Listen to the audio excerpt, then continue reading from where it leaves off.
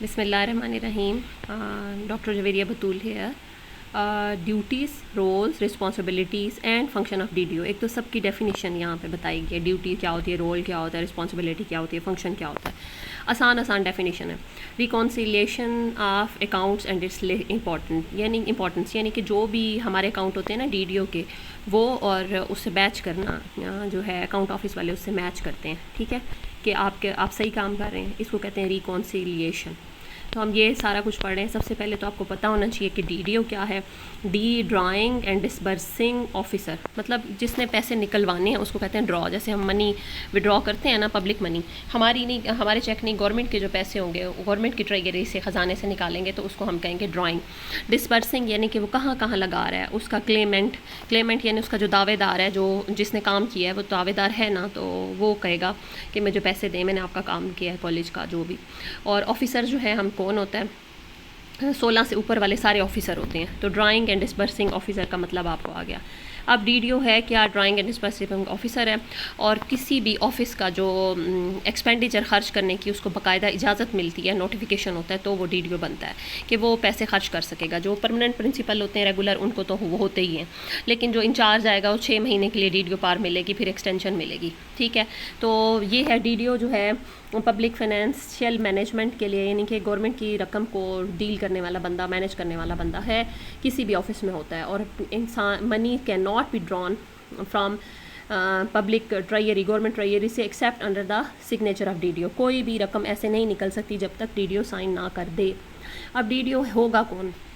हर department का जो head है वो ये नहीं है कि वो 18, 19, 20, 21 जो भी है वो डीडीओ होगा और उसको बाकायदा तौर पे नोटिफिकेशन मिलेगा। लिस्ट ऑफ डीडीओ पहले से अप्रूव होके जा चुकी होती है, रिटर्न आपको मिल जाएगी। अपेंडिक्स डी में पार्ट 2 पंजाब बजट मैनुअल को आप खोलेंगे तो आपको हर जो है डिपार्टमेंट के डीडीओज़ की मिल जाएगी लिस्ट।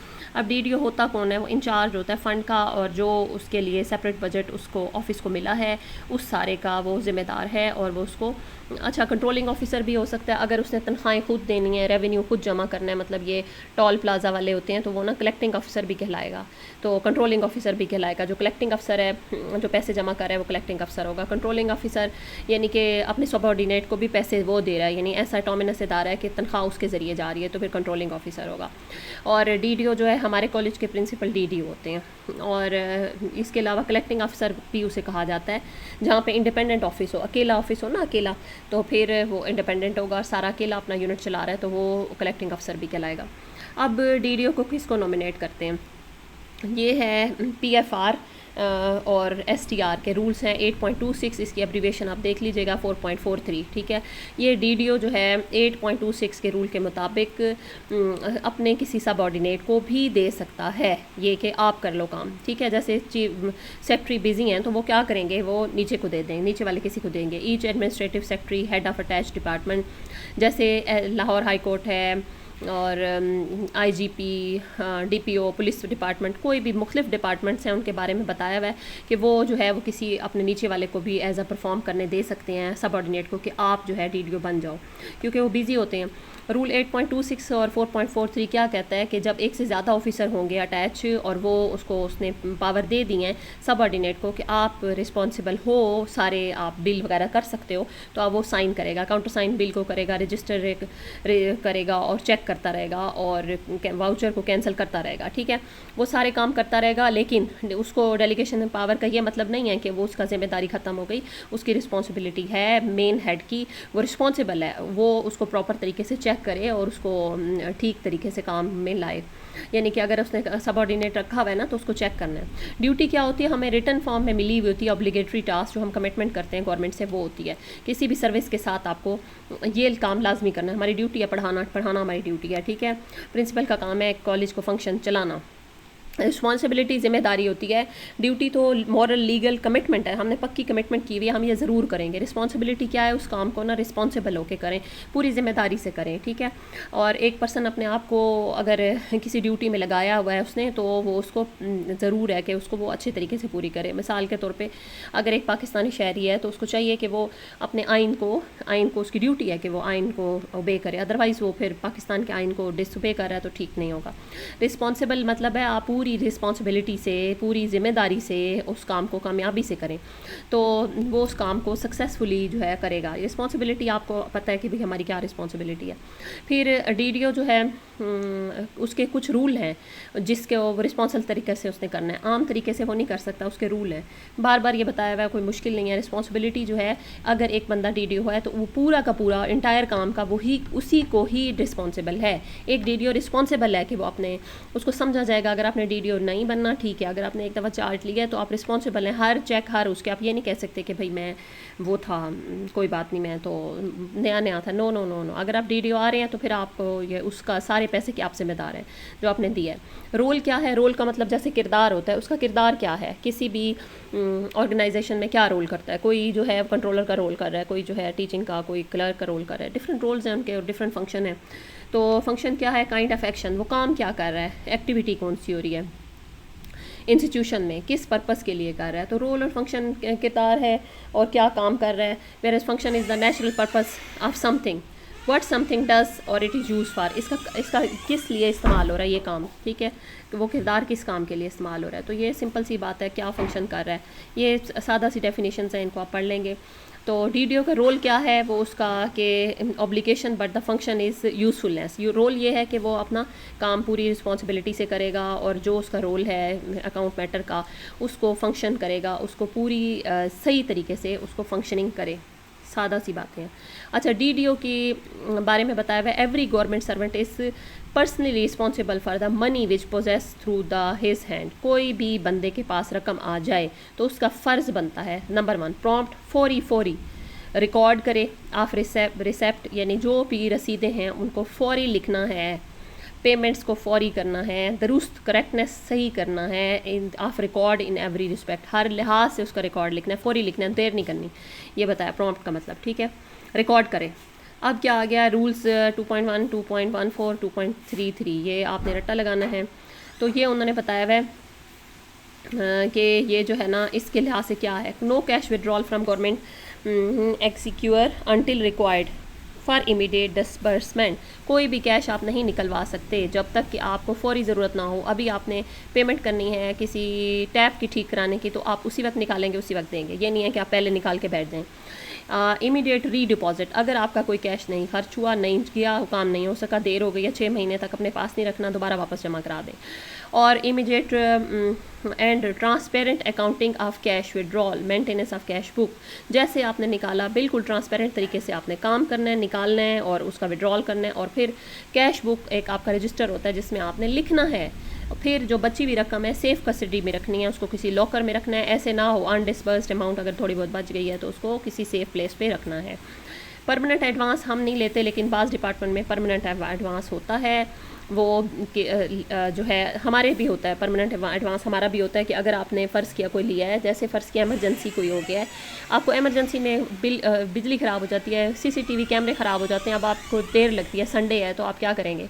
तो आपके ना कुछ एडवांस परमानेंट लेके रख लेते हैं, लेकिन वो एक अलग अकाउंट बनाते हैं। उस अकाउंट को जो फाइनेंस डिपार्टमेंट अप्रूव करता है कि आप बैंक से अकाउंट बनाएंगे, फाइनेंस डिपार्टमेंट अप्रूव करेगा, हाँ ये इनका परमानेंट एडवांस का अकाउंट है, और उसमें डीडीओ और को सिग्नेटरी 2 लोग होंगे और उनके नाम पे अकाउंट होगा। और फिर वो क्या होगा, वो जब चाहें चेक निकलवा सकते हैं कि फौरी, अगर हमारे संडे को मसला हुआ है, आप उसमें से एटीएम से पैसे निकलवा के आप संडे को काम करा लें, या छुट्टियां चल रही हैं तो भी आप उसमें से पैसे निकलवा के आप आराम से जल्दी से काम करा लें, लंबा प्रोसेस ना हो। ये परमानेंट एडवांस होता है। वेंडर पेमेंट, यानी अगर किसी बंदे ने हमारा कोई काम किया है, कोई बिल्डिंग बनाई है, कोई काम किया है, तो उसको रीइम्बर्स्ड मोड में रखना है। ऐसे नहीं करना सारे पैसे यकदम दे दो, नहीं नहीं नहीं नहीं, किस्तों पे देने हैं, थोड़े पहले थोड़े बाद में, वो पहले से उससे कमिटमेंट होती है। Until advance payment is sanction, यहाँ तक कि एडवांस पेमेंट फाइनेंस डिपार्टमेंट ने की हुई हो, नोट अंडर क्लॉज के ऑफ दिस। अगर एडवांस पेमेंट उसने दी हुई है तो ठीक है, अदरवाइज़ नहीं तो आपने क्या करना है, थोड़ी थोड़ी करके पेमेंट देनी है।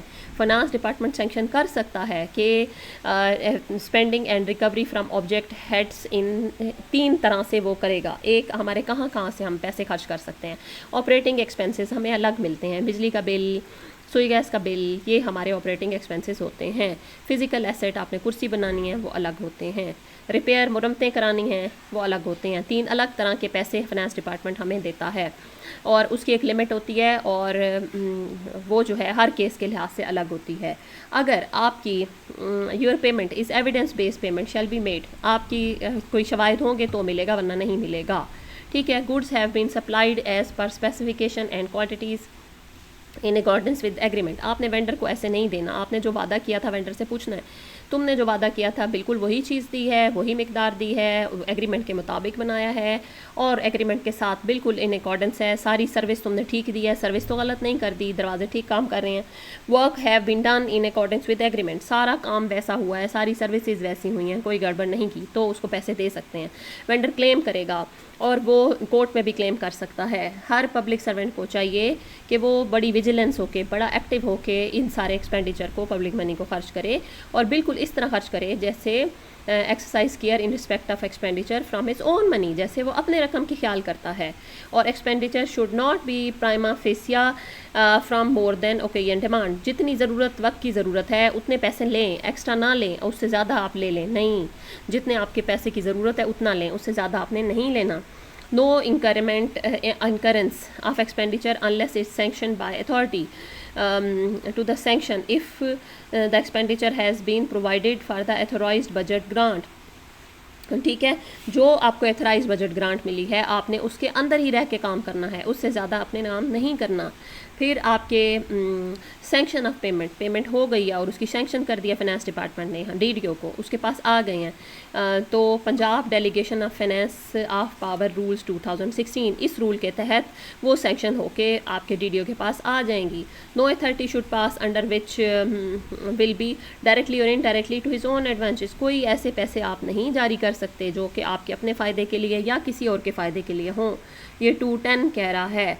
पब्लिक मनी जो है आप इस्तेमाल नहीं कर सकते किसी ख़ास बंदे के फ़ायदे के लिए, नो नो नो, कम्युनिटी के फ़ायदे के लिए नहीं, वो सिर्फ कॉलेज की मनी है उसके ऊपर होगी।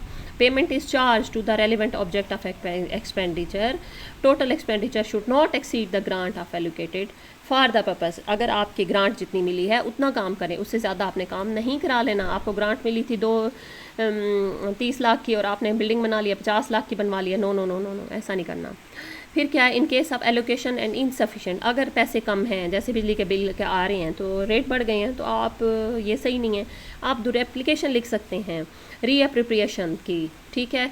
Secure through reappropriation under Punjab delegation of financial power 2016 में ये कहा था, एक रूल आ गया, उसका नाम है excess and surrender revised budget.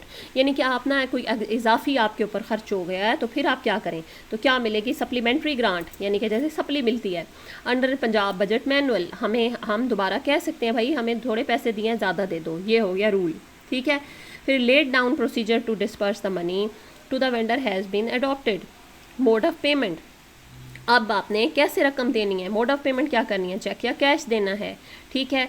तो ये है STR। STR क्या है, सब्सिडरी ट्रेजरी रूल्स, एक रूल है उनका नाम है STR, सब्सिडरी ट्रेजरी रूल्स। ठीक है। गवर्नमेंट के जो ख़जाने हैं उनके रूल्स हैं। नेसेसरी एक्नॉलेजमेंट पेई रेसिपी और रिसेप्ट, रिसेप्ट जो है क्या है, आपने क्या करना है, एक्नॉलेजमेंट हो गया कि आपने उसकी रसीद को कहते हैं नेसेसरी एक्नॉलेजमेंट पेई रिसेप्ट। APR क्या है, वो रसीद है, आपने लेनी है, अगेंस्ट हर पेमेंट जो भी है उसकी रसीद होगी, बगैर रसीद के नहीं होगा। ठीक है। तो ये आपने याद रखना है। फिर क्या है, watch the deduction and account taxes. हाँ, टैक्सेस जो हैं वो हमने देने हैं, ऐसा नहीं करना कि आप पेमेंट ले लें 1 लाख की पूरी खर्च करें, नहीं नहीं नहीं नहीं, आपने उसमें देखना है कि जो होते हैं ना ये इलेक्ट्रिक अप्लाइंसेस, उसमें मेरे ख्याल में 70% है टैक्स, और बुक्स पे क्या है, इस पे क्या है, हर चीज़ के अलग टैक्स हैं। टैक्स और रिकवरी वो हमने पे करनी है, वो उन लोगों ने, वेंडर ने पे नहीं करनी। कोई पेनल्टीज़ हैं, कोई एग्रीमेंट है। अच्छा, पेनल्टीज़ भी हो सकती हैं, कैसे, अगर वो बंदा है उसे कहा है तुम 2 महीने में कंप्लीट करो, उसने 7 महीने लगा दिए हैं, उसको पेनल्टी हो जाएगी। ठीक है। और वेंडर को, अच्छा पेमेंट क्या है, अच्छा ये भी हो सकता है, रिकवरी भी हो सकती है कि तुमने काम थोड़ा किया, पैसे वापस दो, और जुर्माना लगा दिया कि आपने इतने महीने का कहा था, अगर उससे ऊपर होगा 1 दिन तो हम पैसे भरेंगे, ये वाला भी उससे आप ले सकते हैं। और ये सारी की सारी एक्नॉलेजमेंट आपने क्या लेनी है, उसकी रसीदें लेनी है। अब क्या हो गया, अगर आपने 1 लाख से ऊपर पैसे देने हैं तो आपने कैश के फॉर्म में नहीं देने, आपने क्या करना है, चेक देना है। Above contractor supply shall not be made cash, cash नहीं देनी। और उसके अलावा लेकिन अगर प्री ऑडिट, पहले ऑडिट हो चुका है और पहले से ही चेक ऊपर से आ चुके हैं, गवर्नमेंट इशू कर चुकी है, प्री ऑडिट हो चुका है, तो आपने फिर उसको एंडोर्समेंट करनी है of bill requiring a separate cross cheque in favour. फिर आपने उसके क्रॉस चेक लिखना है, ठीक है, उस क्रॉस चेक लिखना है, ऐसे चेक नहीं देना, बाय नेम उसके देना है। Accountant general Punjab shall then issue a cross cheque in favour of drawing disbursing officer. अब क्या होगा कि एजी ऑफिस जो है क्रॉस चेक डीडीओ को देगा और वो उसे कलेक्ट करके पर्सनली भी ले सकता है और या अपना अथोराइजेशन एजेंट को भेजेगा, जाओ मेरे चेक ले आओ। फिर डीडीओ जो है उसको फिर इंडोर्स करेगा चेक को इन फेवर ऑफ कॉन्ट्रैक्टर, कॉन्ट्रैक्टर को दे देगा, सप्लायर को डिलीवर करेगा और उसकी प्रॉपर आइडेंटिफिकेशन और लेके उसकी एक्नॉलेजमेंट करके, यानी उसकी भी यानी चेक तो खुद ही एक रसीद होता है ना। अच्छा, payment to apply for pay regular allowance. अच्छा, बात यह है कुछ लोग तो पे देते हैं ना अपने अकाउंट से, वो हो गए, कुछ ऐसे होते हैं कि नहीं एक्स्ट्रा जो हैं वो। And the personal claim are like reimbursement of medical charges. कोई मेडिकल चार्जेस बन गए हैं, वो उसने कोशिश की है बंदे ने और उसको मेडिकल चार्जेस मिल गए हैं गवर्नमेंट की तरफ से, या एमफिल अलाउंस है, पीएचडी अलाउंस है, तो वो भी हमारा डीडीओ के पहले देंगे, ठीक है।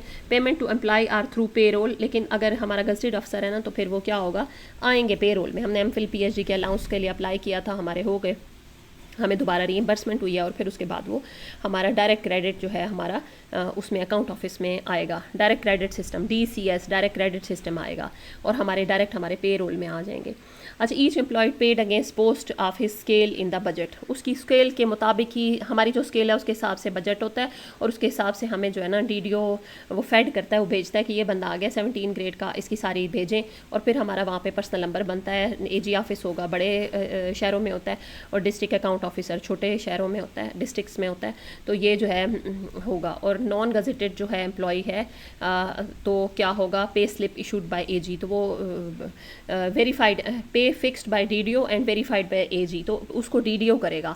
लेकिन अगर और पे स्लिप जो है हमें इशू कर देगा, AG ऑफिस से हमें पे स्लिप मिल जाएगी, वो हर महीने मिलती है। DDO is required to submit change form. अगर आपकी पे चेंज हुई है, मतलब आप अब जैसे प्रमोट हुए हैं तो पे चेंज होगी, तो चेंज फॉर्म हम लेंगे और वो जाके जमा कराएंगे। चेंज फॉर्म यूँ भी हो सकता है कि एक्स्ट्राऑर्डिनरी लीव जो है उसका भी आप है तो भी आपको कोई पेनल्टी लगी है तो आपका जो है ना चेंज फॉर्म होगा। अगर कोई आपकी सस्पेंशन, अल्लाह माफ़ करे, इम्पोजिशन, किसी भी किस्म का कोई मसला हुआ है तो आपकी तनख्वाह तब्दील हुई है तो उसको कहते हैं चेंज फॉर्म। तो चेंज फॉर्म फिर आप DDO साइन करता है, फिर AG ऑफिस में जाता है, फिर आपको पेमेंट होती है। No over payment is made. Extra payment आपको नहीं मिल सकती, जो गलत होगी वो आपसे कट कर ली जाएगी, ठीक है। Necessary entry in employee service book. अब ये सर्विस बुक ना, ये 16 से ऊपर तो ऑफिसर है ना, ऑफिशियल्स की होती है service book. Increment, extraordinary leave, suspension, imposition, ये नॉन गजेटेड। 16 से नीचे वाले 1 से 15 लोगों की ना सर्विस बुक होती है, उसमें ये दर्ज होता है और उसमें भी क्या होगा, DDO उसको वेरीफाई करेगा, AG ऑफिस के पास जाएगा, नहीं DDO इसको लगाएगा उसके अंदर सर्विस बुक में पुट करवाएगा और AG ऑफिस उसको वेरीफाई करेगा।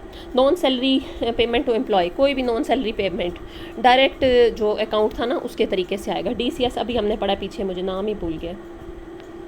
हाँ, direct credit system. Direct credit system क्या है कि कोई भी अगर कोई नॉन सैलरी पेमेंट है जैसे भी हमारा है तो वो भी इसी तरीके से हमारा जाएगा, वेंडर पेमेंट की तरह से नहीं होगा। Unlike vendor payment yet after fulfilment of prerequisite like vendor payment by submission of claim. जब वो दावा करता है वेंडर तो तब उसे दिया जाता है बाय थोड़ा थोड़ा करके, नहीं हमारा ऐसा नहीं होगा। हमारा जो है वो जाएगा और वहाँ जाके हमारे जो है उसमें grant of sanction charge against budget under relevant object, किसी भी ऑब्जेक्ट में वो हमें जो ग्रांट पहले से आएगी और उसमें जाएगी, ठीक है। तो हमारा जो है नॉन सैलरी पेमेंट जो है कोई भी ऐसी हमारी सैलरी के अलावा TA है, कोई और चीज़ है, वो भी इसी तरीके से होगा। अच्छा, एडवांस आर वो भी क्या होगा जो वेंडर पेमेंट की तरह नहीं होगा। अच्छा, ये सारा इसको दोबारा पढ़ लीजिएगा। अच्छा, एडवांस आर ग्रांटेड, ये हमारे लिए नहीं है, कुछ गवर्नमेंट में ना के इदारे हैं जिनको एडवांस पेमेंट दे देते हैं, ग्रांट्स दे देते हैं गवर्नमेंट से, who may make urgent payment before they can place themselves in funds by drawing bill. देखें, बात यह है कि कुछ डिपार्टमेंट ऐसे हैं कि उनको एडवांस पेमेंट मिलती है।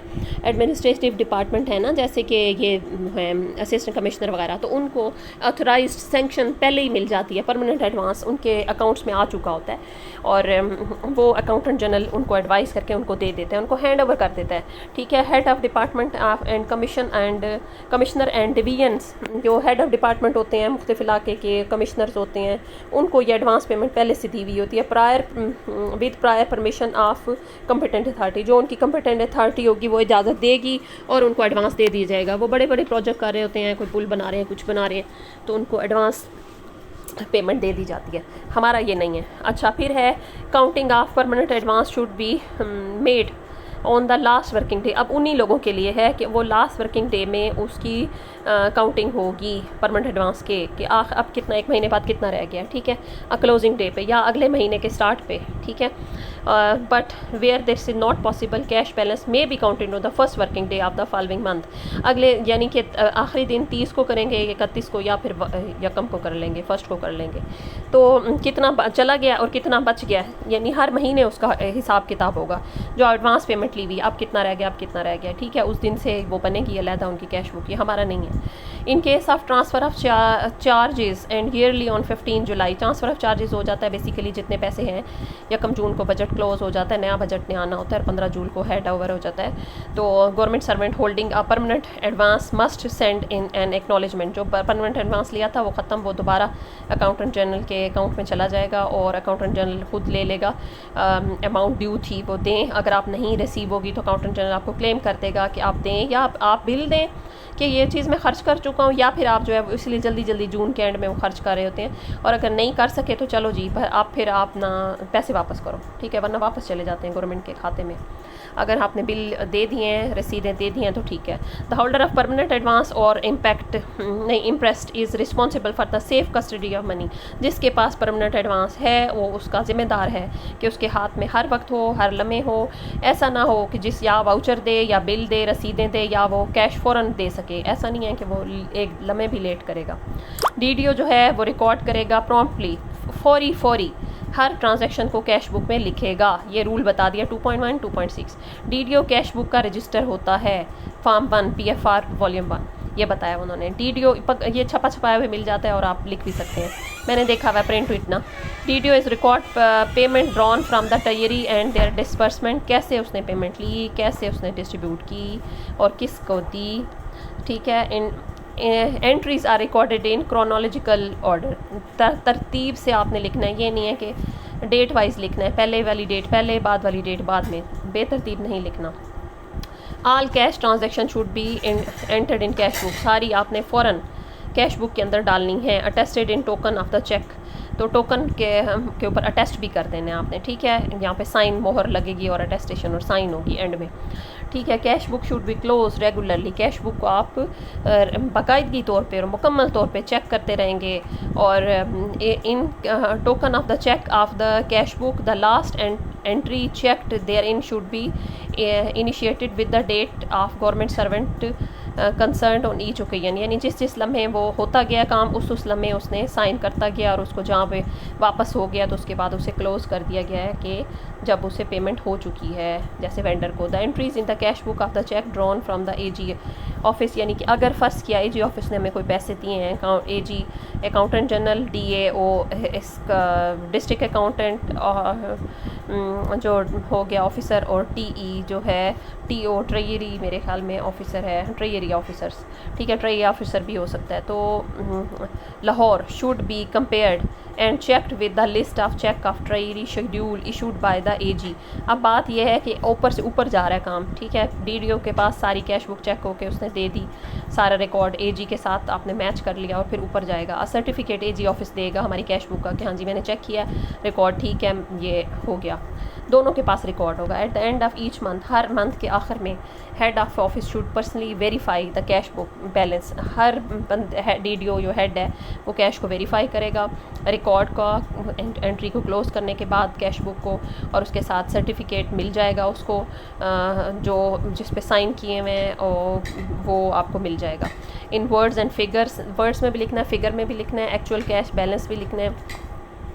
और जो भी टेम्प्रेरी एडवांसेस आपने लिए हैं वो भी लिखने हैं कि इतने हमारे पास टेम्प्रेरी एडवांसेस हैं पड़े, ठीक है, सारा कुछ लिखना है। In the case of payment into treasury, अगर आप पेमेंट कर रहे हैं ट्रेजरी में, the DDO should compare the treasury office receipt, अगर आपको तो उसकी रसीद को आप कंपेयर करेंगे और चालान देखेंगे कैश बुक में बिफोर इनिशिएटिंग, इससे पहले कि आप उसको शुरू कर रहे हैं उससे पहले आप सारा लिखेंगे, ठीक है। और जैसे आपको मिला, obtain from treasury a monthly list of payments which should be compared with the posting of each in cash book, मतलब कैश बुक में ना आप मंथली सारी चीज़ें दोनों चीज़ों को मेंटेनेंस रखेंगे, जो चीज़ उसको मिल रही है in case of payment into treasury, ठीक है। पेमेंट आप कर रहे हैं या ले रहे हैं, दोनों सूरतों में आपने अपनी कैश बुक में लिखना है कोई चीज़ आपको मिल रही है या दे रही है। When a cheque is drawn by an officer in favour of self और order of replenish the cash chest, it is amount should advance be entered as a receipt, जैसे ही आपने कैश लिया है फ़ौरन आपने उसकी रसीद बना के देनी है। ऐसा नहीं है कि बगैर रसीद के आप किसी को चेक दे दें। मसलन एक काम के लिए जैसे हमारा लाइब्रेरी सिक्योरिटी का होता है तो क्या चेक देते हैं तो चेक के साथ उसकी रसीद लेते हैं, हाँ मैंने चेक वसूल किया है, वो वसूल करने की रसीद करता है, तो receipt after encashment of the cheque and the treasury, ठीक है।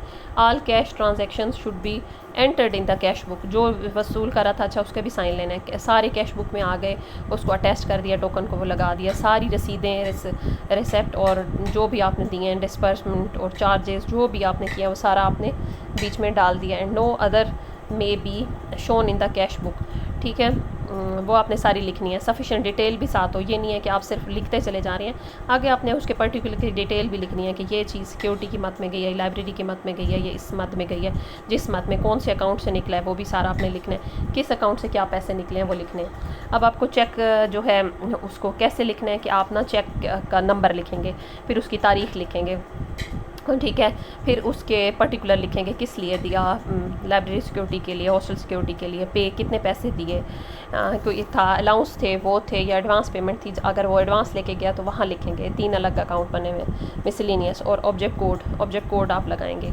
रसीद जो है आपने लेफ़्ट साइड पे लगानी है और ख़राजात के 2 लगाने, 2 बिल बेसिकली लेते हैं, एक जो है आप बिल उसका बिल होता है और एक जो है उसका रिसीव्ड पेमेंट वाला होता है। एक चीज़ उसने बिल बना के दिया, जो बिल बना के दिया वो एक्सपेंडिचर है, वो राइट साइड पे लगाएंगे, और उसी तरह का बिल दूसरा लेते हैं, उसके ऊपर उसने साइन और रिसीव लिख के देता है, वो आप राइट साइड पे लगाते हैं, ठीक है। अब ये जो है रसीद कैसे तैयार करते हैं कि डेट, चेक नंबर, वाउचर आपने लगाया, किस सोर्स क्या था, किस अकाउंट से लिया, पर्टिकुलर लिखें, सोर्स मतलब कौन से अकाउंट से लिया, कितने पैसे पे किए, अलाउंस थे, एडवांस पेमेंट थी, क्या थी, और वो सारा कुछ उसके साइन भी सारा कुछ होगा, किस बंदे को पे किया है, ऑब्जेक्ट कोड आ गया।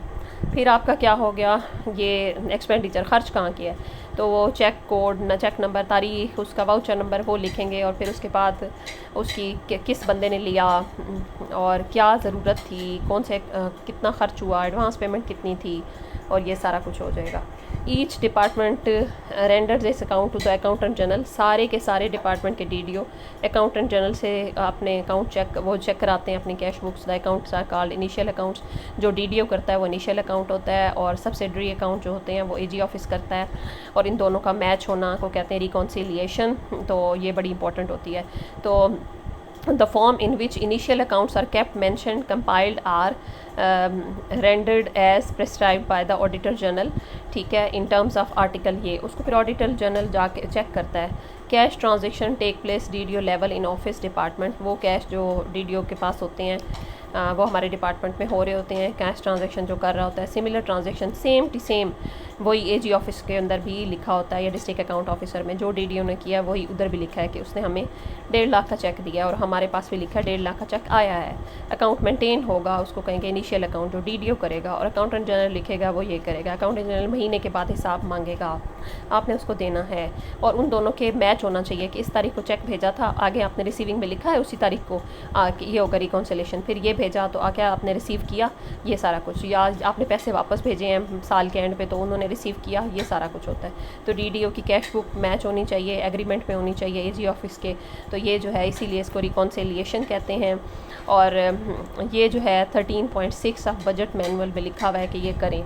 रिकॉन्सिलिएशन करें। Reconciled account are part of annual civil account. ये बेसिकली ACA है, annual civil account of the province. अब प्रोविंस के पास पहुंच गए, पूरे सूबे के जो है वो चेक कर रहे हैं उसमें क्या हो रहा है। अप्रोप्रिएशन अकाउंट में चले गए हैं, एनुअल सालाना वो चेक करेंगे। जो आपके सूबे के लोग हैं वो अप्रोप्रिएशन अकाउंट है, और वो एक्सपेंडिचर इंक्योर्ड बाय, जो खर्चा किया है ग्रांट्स का और वो प्रोविंशियल असेंबली ने दिया था, वो अब उसका पूरा हिसाब मांगेंगे। ठीक है, तो वो क्या होगा, अप्रोप्रिएशन अकाउंट्स में चला जाएगा। Appropriation account maintained by AG and are certified by AGP। अब AG ऑफिस ने अपना जो अकाउंट बनाया था उसका नाम अप्रोप्रिएशन अकाउंट था, और उसने जाके किससे सर्टिफिकेट लेना, AGP, तो फिर उससे लेना है। अब पब्लिक अकाउंट कमेटी उससे भी बड़ी है, वो प्रोविंशियल असेंबली की है, और वो अप्रोप्रिएट अकाउंट्स को गवर्नमेंट के सारे डील करती है, और वो जो है मुख्तलिफ रूल्स उनके बताए हैं। अब ये उससे ऊपर चला गया, तो the rules of procedure of provincial assembly of Punjab, ये सारा कुछ है।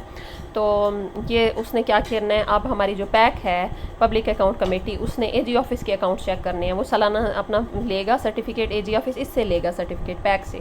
ठीक है, DDO functions as internal auditor. हम जो DDO होगा वो इंटरनल ऑडिट करेगा, सारे पैसे को चेक करेगा अंदर सही खर्च हुआ है, उसके लिए हम बर्सर वगैरह बिठाया होता है।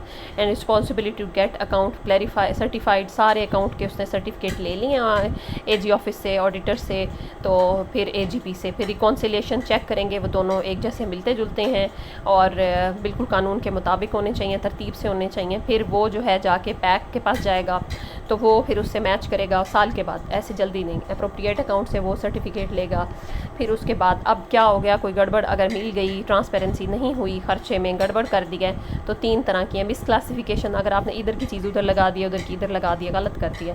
रॉन्ग बुकिंग, आपने रॉन्ग जो है बुकिंग गलत लिखा है, सही लिखा नहीं है, बुक नहीं किया, उधर से उस डेट को आया, आप आगे पीछे कर रहे हैं। एम्बेजलमेंट, कोई खुर्द बुर्द कर दिया है या कोई लीकेज हो गया, पैसे खर्च हो गए, नज़र ही नहीं आ रहे। मिस अप्रोप्रिएशन, सही तरह डील नहीं किया आपने, पैसे कम खर्च करने थे, ज़्यादा खर्च कर दिए। एम्बेजलमेंट, खुर्द बुर्द कर दिया।